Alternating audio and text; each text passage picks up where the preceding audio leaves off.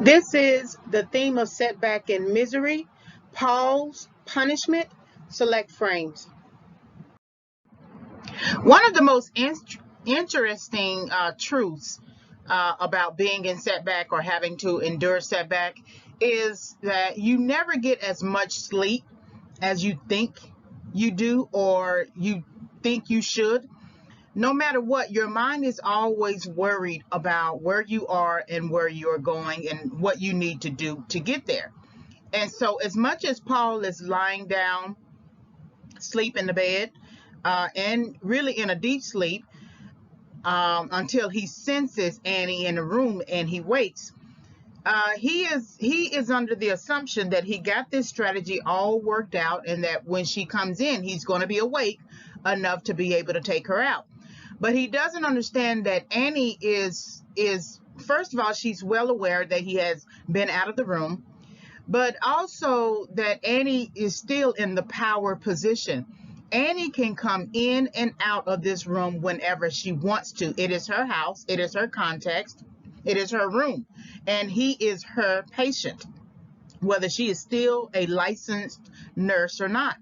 And so when you are in setback, you are often under someone else's authority.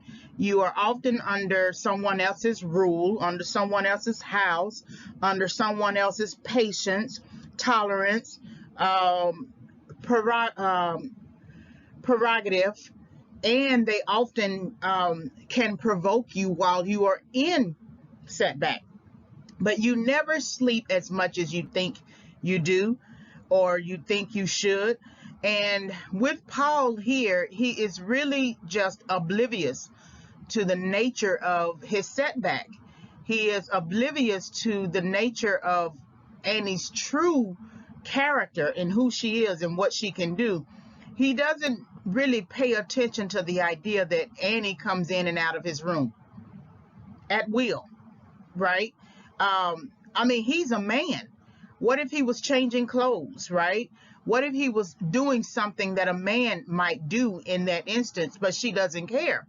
So, and is very much like that warden, in a prison, in a correctional facility, the guards, whatever. But that's what I wanted to make note of with this particular frame is that he looks like he's sleeping in terms of peacefully, and but he is really not as peaceful and he is really not as restful, and he won't have real rest until he leaves this setback.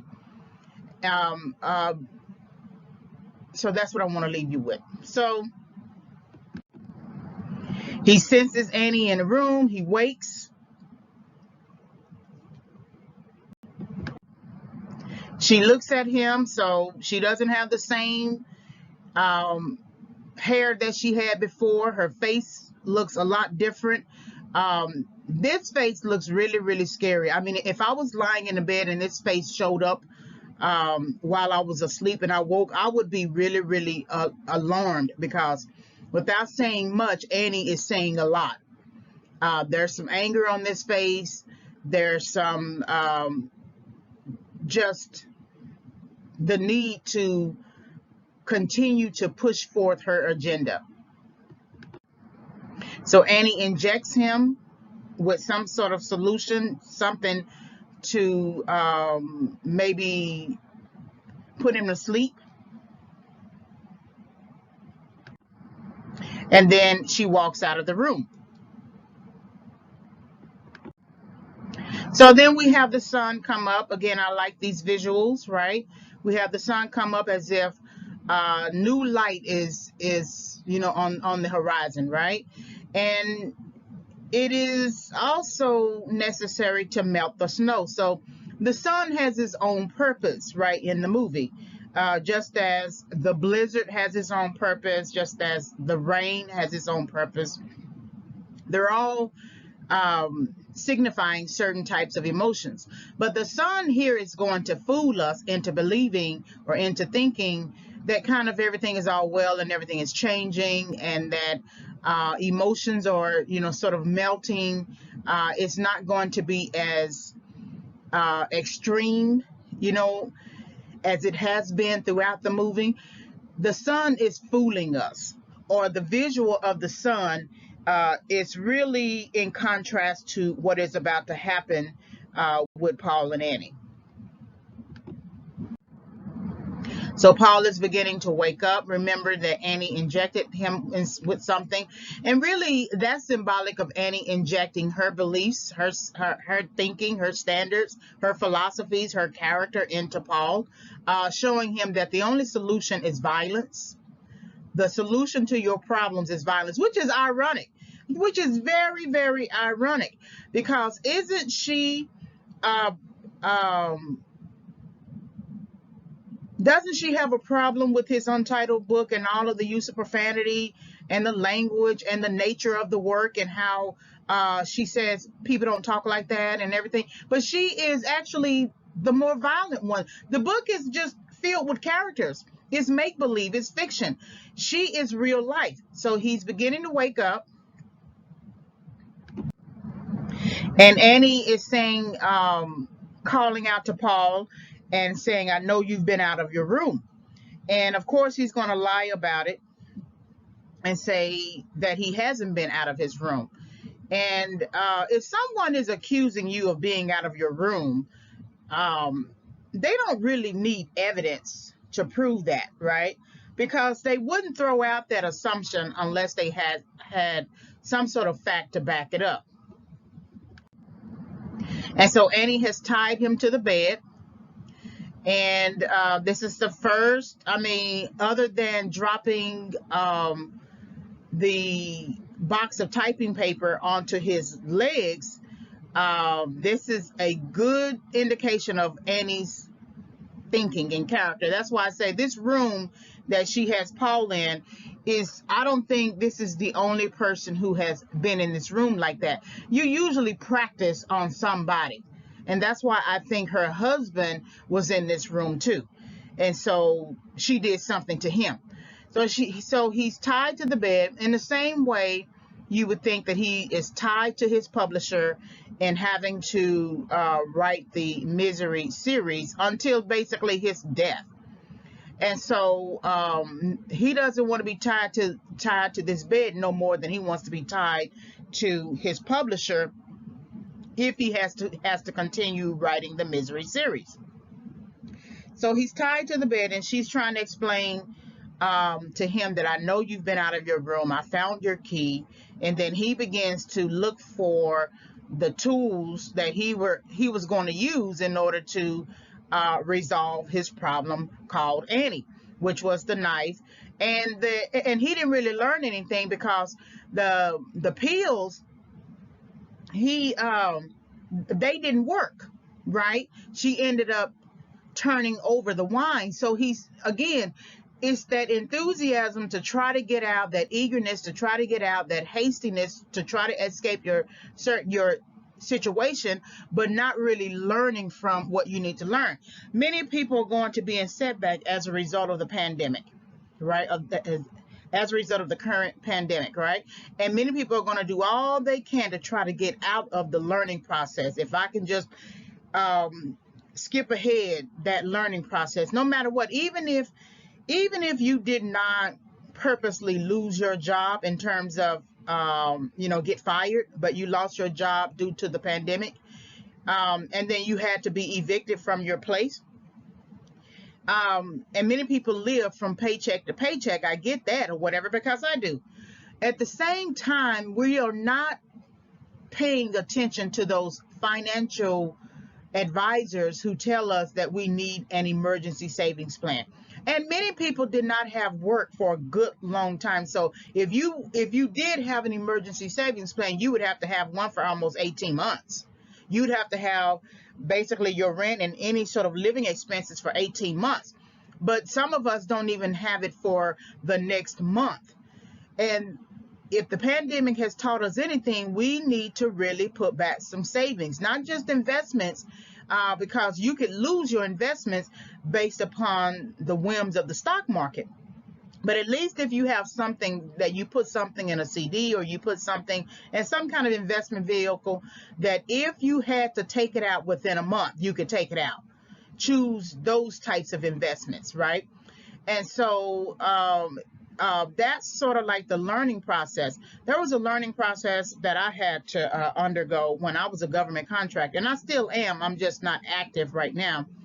I'm signed up and registered, but I don't have any contracts. But when I did have one contract some time ago, back in 2012, I took the contract thinking that I can take the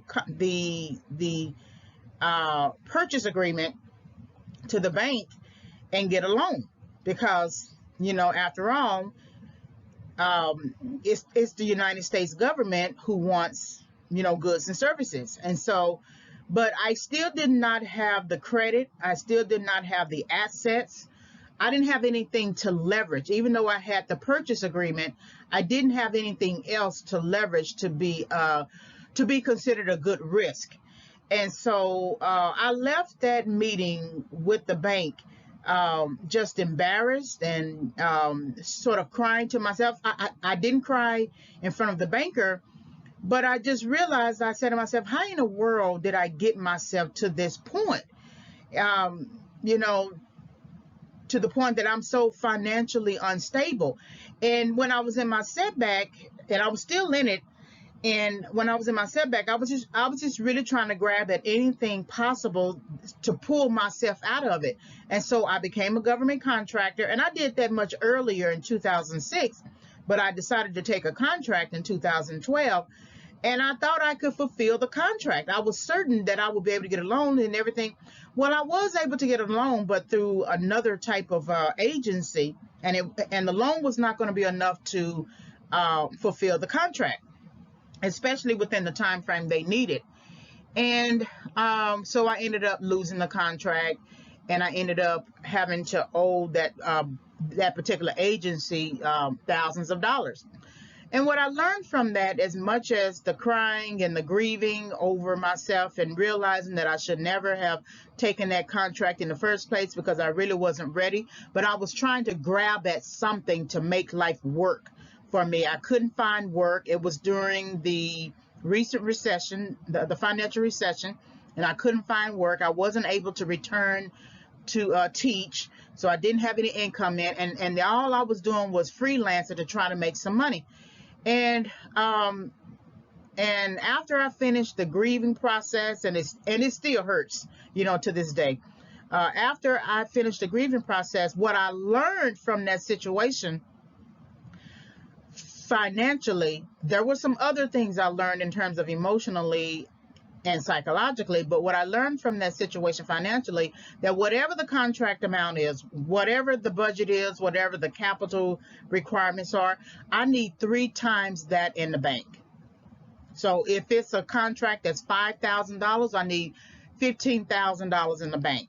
If it's something that's $1,000, I need $3,000 in the bank. If it's much more than that, $9,000, $10,000, I need $30,000 in the bank.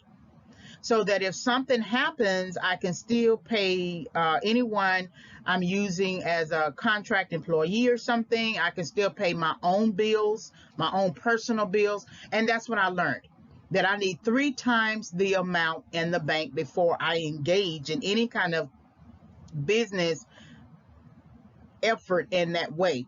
And so emotionally, I was basing the need to go after that contract because I needed a win. I was losing and I needed a win. Psychologically, I was just in the wrong type of headspace, right? When I was dealing with, you know, family issues, things like that. And so, but steps are important. Step by step is important. So the strategies that Paul has been using are not working. He is sitting up here, he is lying up here tied to a bed because of his impatience and not understanding who Annie really is. Did it benefit him to leave the room and find her photo album and really learn about her? Yes, definitely. It benefited him. But there's a way that you can still learn about things if you just engage the person. You know, remember when requiring him to do another draft, and then he wrote another draft at the beginning, and he created a grave digger named Annie. She said, yeah, leave that in, right? But everything else basically has to go. Somewhere in Annie, there was some kind of willingness for her to be to engage, and if he had just talked to her, had a conversation, people reveal a whole lot more when they are just talking, right? When she came in depressed about the rain and had the gun, that should have been the time that he sat her down and talked to her. The fact that she had a gun was enough, right? That should have been like, maybe I shouldn't leave here, because after all, it's not like he can walk. You make those types of decisions when you know that you are mobile enough to leave, to run away. And so if you can't walk and all you're doing is still crawling, there's no sense in you trying to make every effort to leave. You don't know where you are. You don't know if another house is nearby. And all you're going to do is end up getting stuck in the snow and freezing to death. So that's why I say I understand that if we were all in this type of situation, that we would want to do all that we could to try to get out of it. But you have to think much more logically. She has the power in the situation. So he's tied to the bed. And so he's trying to reach for one of his tools. And she's talking about how her penguin was turned the wrong way. That's how she basically knew that he was out. And he's trying to reach for a tool. And how is he going to reach for a tool when he's tied to the bed? And so then she asks, are you looking for this, which is the knife? Like I said, she has demonstrated that she can come in and out of that room whenever she wants. She put him to sleep in order to do it, but she can come in and out of that room whenever she wants. So the knife is no longer a tool, in the same way that the pill concoction is no longer a tool that he can use. And so then she talks about how she found his key, and because she was trying to figure out how he got out. Remember, she controls the door. She controls the lock on the door. She controls whether the door opens and closes. So for him to get up and get into his wheelchair and go through a door for which she hasn't given him permission to go through is against her rules. That's what I mean. He hasn't learned her rules enough for him to try to create an escape for himself. He doesn't know what her rules are. The door always remains locked. So it stands to reason that she will always be able to detect whether he has left in and out of the room. The door's never open, only when she's coming in to bring something or going back out. But it's always locked. And so when you are in setback, you have to learn the rules. You have to learn the rules of wherever you are. You have to learn the rules of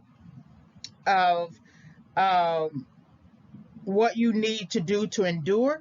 When I was able to get back on with the district and teach again, I kept my head down. I did not want to make any type of moves that would run counter to my goal, which was to pursue financial stability. And the way that you do that is you stay on the job. So many people were complaining about the job, complaining about the administrators and things like that. And I wanted to yell out and say, have you ever been homeless? Have you ever been without a job for so many years that it is hard for you to navigate, and you have to be homeless and you have to move between places and things like that, and there's no certainty, there's no surety? Have you been that way? People complain too much. I mean, all of us have complained about our jobs and things like that, but I saw it a lot differently when I had to go through everything I had to go through and endure it and get beyond my setback. So once I was able to get out of that initial setback, and I was still kind of in a setback in a sense, right? Because you still have a process of learning. I kept my head down. I did my job. I did it well. I made sure to become a really great teacher. I did. And so I did not get into office politics. I did not bring anybody home with me. I remember from a previous job where I befriended some people on the job, and we began hanging out. And then when we had a falling out, it affected our performance on the job. And so I just realized I do not want to take anybody home with me. I cannot run the risk of losing this job. I've been down for so many years. I can't lose this job. So I kept my head down, and I stayed, and I'm still on that job, and I stayed for 8+ years. And now I am entering another phase of sort of like post setback, right? So when I say, in other words, I learned the rules and learned how things went at that job to make sure that I didn't stick my foot, stick my mouth, stick my hands in something that could get me fired, or I didn't voice too many opinions. And that was on purpose, because of the politics of the department. Some departments can just be so political. The people who run it, they can be so ego driven that they'll just let you go or take you off schedule or fire you just to do it, right? And so once I realized what kind of environment I was in, and it's still a great place that I'm working at, but once I realized the politics of the office, I knew what my strategy would be, because the goal was to pursue financial stability. I set that as a goal in 2013, right when I came out of my homelessness, in terms of being at the homeless shelter. And I needed to make sure that I didn't let anybody or anything get in the way of that goal, and that included myself. So that's why I say, trying to use these keys, trying to take the knife, trying to leave the house, trying to get out of the room. He hasn't learned Annie's rules yet. See, he's being punished. He's about to be punished right now because he went against the rules. And so he could have learned a lot about Annie had he just let her sit there and talk. That's really what Annie wanted to do, is talk. And because she doesn't get enough of an opportunity to talk. When she was trying to talk at the trial, she was being accused of this and that or whatever. She was probably trying to talk to her husband, and something didn't go right for them. Annie has been trying to talk. That's really what those looks are. When she was standing there in her robe and talking about the rain and how it's depressing, and had that gun, that face was really a face that wants to talk. And the problem is, we don't notice that until it's too late. Why do you think somebody goes out and just automatically shoots up a store, or shoots up a school, or shoots up a hospital, or something like that? There were many steps prior to that where they just wanted to talk to somebody. I can always tell when there's a student, where there's a student. Sometimes the student is not rowdy or anything like that, but I can always sense something in that student that wants to talk. And I'll appeal to that student. Anytime you want to talk, I'll let the class out early, and you can, have your say. I won't interrupt you, right? And so they won't take me up on the opportunity that time, and then I pray about it. That God will kind of set up the situation where they can, and there's no one else in the room. And when that happens, and I can always tell, and so this has happened a few times in my teaching career, and they will stay behind. One of those days, they will stay behind, and they will go through whatever spiel they have to go through, and even cry and go through it. And then once I'm able to let them do whatever they're going to do in terms of saying whatever they're going to say, then I go into whatever comes out. I've already prayed about the situation as they were talking, and then I'll encourage them. I'll say whatever I'm going to say, and then they will feel better. And there was one particular situation out of the few times I've helped a couple of students, a few students rather, that I just had this feeling that I might have prevented a future, I don't know, a potential threat. I'm not going to say shooting, but threat. And so sometimes people just really want to talk. And I feel like in some ways Annie wants to talk, but she's not getting, or Paul is not understanding. He's not getting it. So she found his key, which runs counter to her rules. And so now he must be punished. So, she says, I know you looked at my photo album, and she's basically wondering what you must think of me, right? And she doesn't get into a discussion about it or anything like that to try to make herself look better. Annie is so preoccupied with keeping him there that she's not even willing to sort of appeal to Paul to make herself look better, try to provide some kind of rationalization. But again, I think she left it there on purpose to check and see if he really had been out of the room. And most people, when they're trying to go behind your back to check stuff, they forget to leave things the way they found it. Now, at the beginning, he had remembered to close the door the first time he left out of the room. But this time, I just have to assume that he forgot to put the page back on,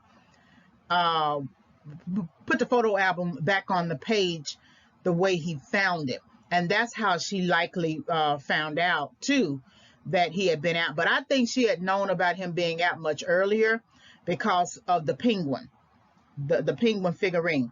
So she goes into this spiel about this little narrative about hobbling, and she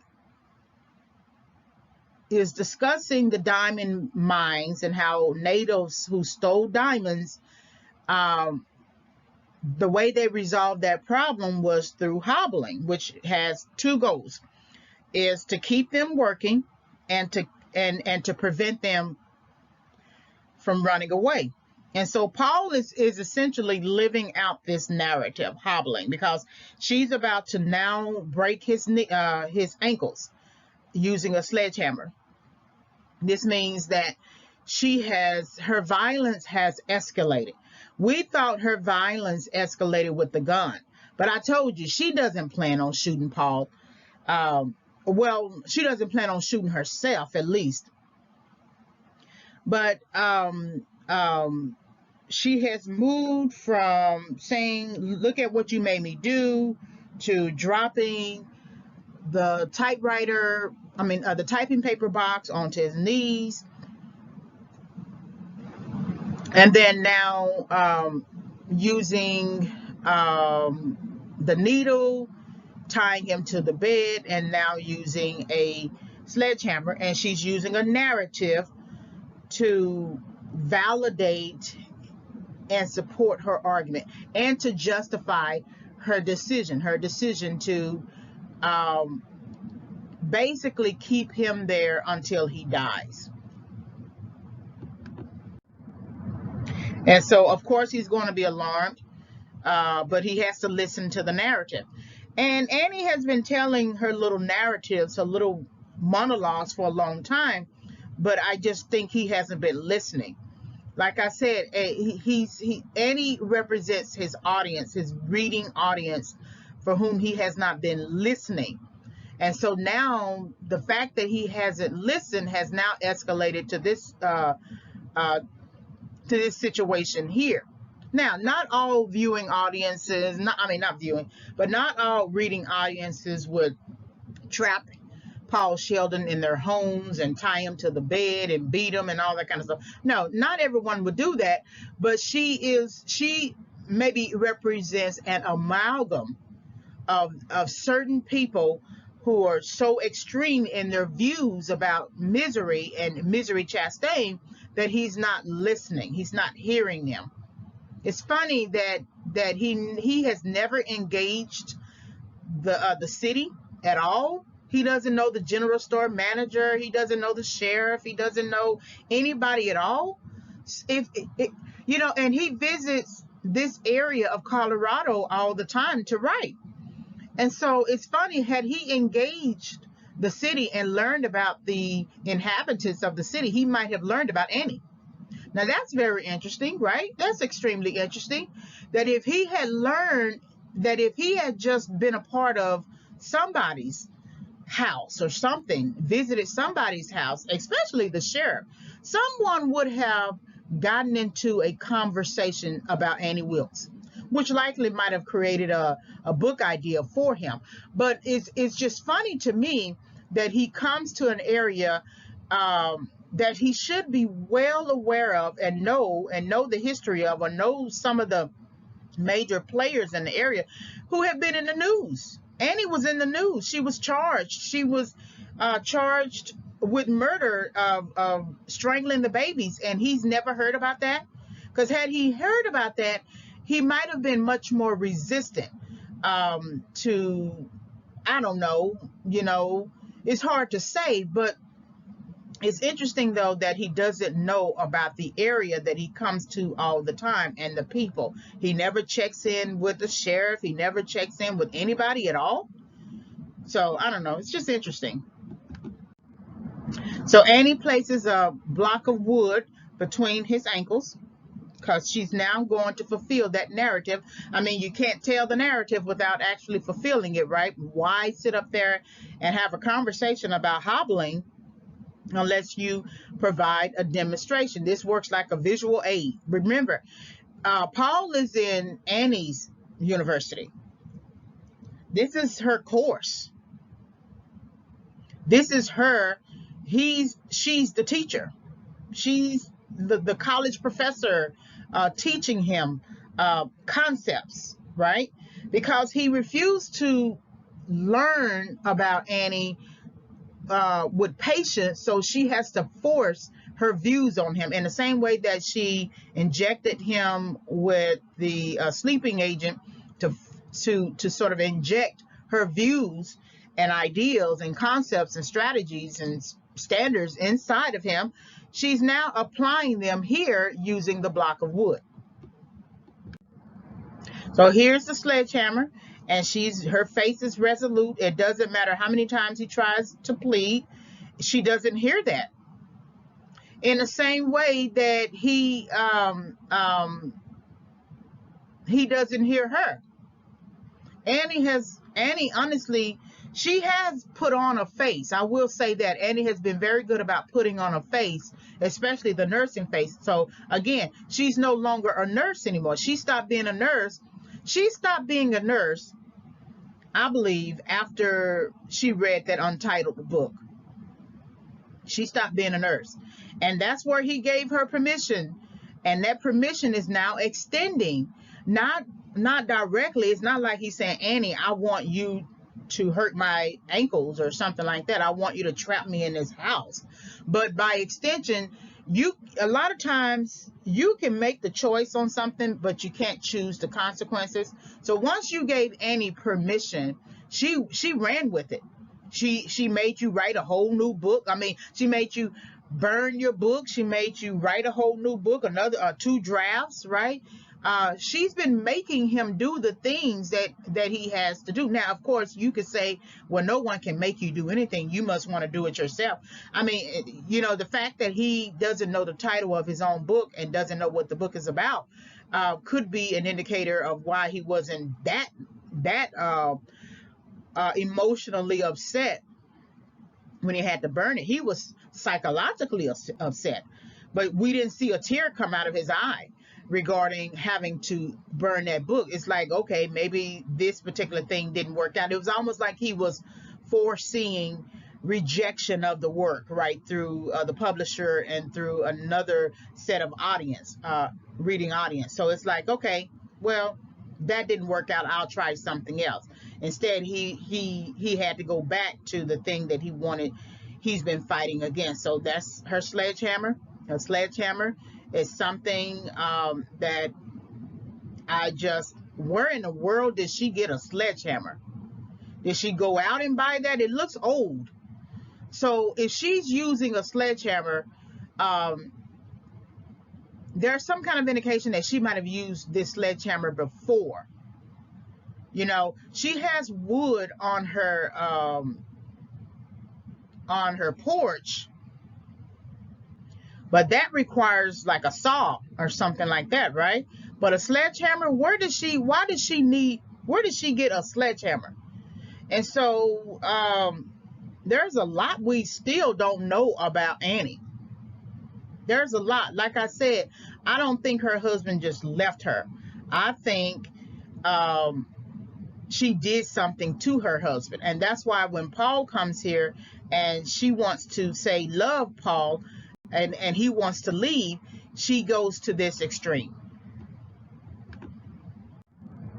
So then she hits the sledgehammer on his ankles, and they're both going to bend. And, you know, this Annie here, the way that she's doing this with so much force is, you know, I don't know if it's hatred, if it's contempt, or it's definitely punishment, but is the punishment the obvious reason why she's punishing him is because he left out of the room without her permission. But I also think she's punishing him too for writing a whole new book without her permission. I mean, that's how the audience is, right? The reading audience is. We've been relying on this Harry Potter series for years, and now you want to shut it down after the upteenth book. I don't know what the numbers of books J.K. Rowling has written, but now you want to shut it down, right? Who are you to take away my misery? Who are you to take away my book that has saved my life and brought happiness and joy to me? And I feel like I can still live in this world because of your books. And you want to shut it down? You want to kill off my misery? And I feel like that's really the real punishment that she is doling out. That you are shutting down and killing off my misery without my permission. You are going against my rules, my standards, my way of thinking, my way of life, my belief systems, right? You are going against that. And so therefore you must be punished for this. I don't care if you have the right to stop anything you want to stop. I don't care. That doesn't bother. That does not concern me. The only thing that concerns me is that you continue writing this series so that I can continue to be happy. Of course, he feels the pain and the weight of that pain. And so this particular act, this extreme act that Annie is doing has really set him back even more. Even if his legs were getting better, and we have to believe that they were, this hit to the ankles is going to affect him even greatly. At the end of the movie, he is actually hobbling, so to speak. He still has his legs. He can walk on his legs, but he's walking with a cane, and there's a little bit of a limp to his walk, right? Whereas when he first come out of the cabin, he's confident, he's happy, he's walking, he's throwing snowballs at the tree and saying, I still got it, right? He still has it at the end of the movie, but it's a different type of habit. It's a different type of thinking concerning how he is going to live his life. So he's feeling the weight of it. And Annie says, she's basically saying, I love you, right? And that is a release for Annie. So Annie must have been feeling some sort of pent-up energy because she can't sort of express herself and there be a return from Paul. That's why when she was standing there with the gun, she was looking for a return. And his mouth, it was closed mouth. He didn't say a word other than what's wrong and why should I leave or something like that. But when she pulled out the gun and said how depressed she was and how much he means to her and everything, he didn't say anything, nothing. And Paul had sat in that room a long time to think about ways he could appeal to Annie, right? And of course, it's hard to lie to somebody when you don't believe the lie. So he couldn't say, I really want to be with you, Annie. Annie, I know we can work this out. I don't really want to leave, and let's continue to write together. Of course, he's not going to say that because he doesn't believe that, right? But any prisoner, any inmate will tell you that all they think about is getting out, trying to design ways to get out, right? Of course, when they get out, they don't have a plan. They all can't be like Andy Dufresne in Shawshank Redemption. Andy had a plan. He actually had a plan. Now, he was running the game or something like that for the warden, but he managed to get a Social Security card, birth certificate, banking accounts, everything like that, using another name, Randall Stevenson. And so he knew eventually that he was leaving. He didn't. Now he chiseled out the wall in his cell and put a big poster on it and everything like that to hide it. But he did that in what, 10 plus years or something. But he was planning to leave, so he was willing to put up with whatever he was going to put up, meaning that he was willing to get better and get healthy. He worked out the ideal of writing the state or something like that to get money for the prisons, and then he was able to get that and then build a library. He kept himself busy because he knew he was leaving. It took years now, but he had to get well. And then he decided to help the young guy Tommy try to get his GED, and part of him wanted to stay until they killed Tommy. And once they killed Tommy, he was willing to go because that chiseled wall had been chiseled for a long time. So he could have left a long time ago. But it was in Tommy coming and feeling like he can mentor somebody and help somebody and help them along on their journey is what I believe kind of kept him there a little longer. And so once that happened, he decided to go on ahead and leave. That's what I mean, that Paul should have taken the time to do whatever he had to do to get better. Don't leave, stay where you are. Plan your way out, get your legs better before you decide that you want to leave. Write as many books as you got to write. Be excited about the fact that you are extending misery, even if you hate it, even if it's miserable for you. You already have practice with doing that. You've written 8 series books, right? And so while you're there with Annie, let her completely believe that you are not going to leave. And there's a way that you can do it. It's hard, but there's a way. And so, of course, that type of situation could really have taken him out. Annie was really taking a risk in doing that. What if he had a heart attack or something, but the weight of her decision making applied to him has rendered him just even more vulnerable and helpless. All right, like, subscribe, and visit. Like the video, subscribe to the channel, hit the notification bell for more discussions. You can visit my YouTube channel for further film analysis. It's Favors Film Analysis as the title of the channel. You can always send me an email and ask me a question, reginayfavors@yahoo.com. My Overcoming Setback, 5 Keys for Entering and Exiting Correction book will become available around October 2021. I'm still doing some editing. The book does not focus on film analyses, but I use the content that I created for the book to support my my perceptions of setback used as a theme in select films. So when the book becomes available, I will send out a notification, video, audio. Thank you very much for visiting the channel.